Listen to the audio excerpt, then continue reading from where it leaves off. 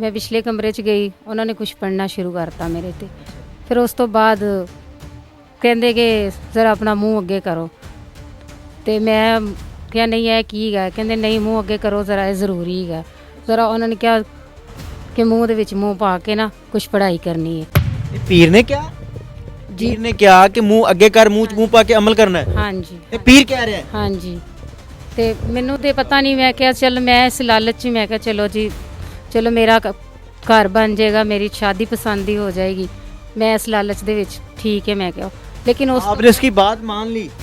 जी वो कह रहा था कि मैं अगर ये ना हुआ तो मैं कुछ और कर दूंगा। मैं सब कुछ करने वाला, मैं उन्होंने कहा कि ਇਹ ਕੀ ਮਸਲਾ ਹੈਗਾ, ਕਿਉਂ ਕਰ ਰਹੇ ਹੋ ਪੀਰ ਸਾਹਿਬ ਇੰਜ?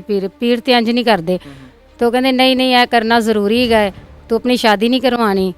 ਤੇ ਮੈਂ ਤੇ ਆਪ ਖੁਦ ਪਹਿਲੇ ਮੁਹੱਬਤ 'ਚ ਪਾਗਲ ਸੀ, ਮੈਨੂੰ ਸਮਝ ਨਹੀਂ ਆਇਆ, ਜੋ ਜੋ ਕਹਿੰਦੇ ਰਹੇ ਮੈਂ ਕਰਦੀ ਰਹੀ।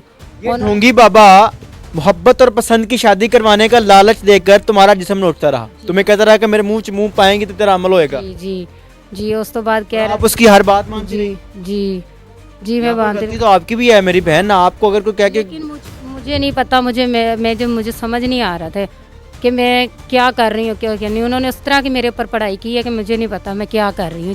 जिस तरह वो कह रहे हैं मैं इस तरह कर रही हूँ। मेरी बहन अगर वो पीर होता तो उसकी कोई पढ़ाई होती ना, कौन सी पढ़ाई की, आप तो उसकी बातों में आ गई। मुझे तो पता नहीं क्या क्या उन्होंने किया, जिस तरह मुझे कहते गए मैं करती गई हूँ। उसकी बात मानती गई। हाँ जी। क्या क्या हुआ फिर? उसने आपसे पैसे भी लिए, आपका जिस्म भी नोचा, सारी कहानी क्या है?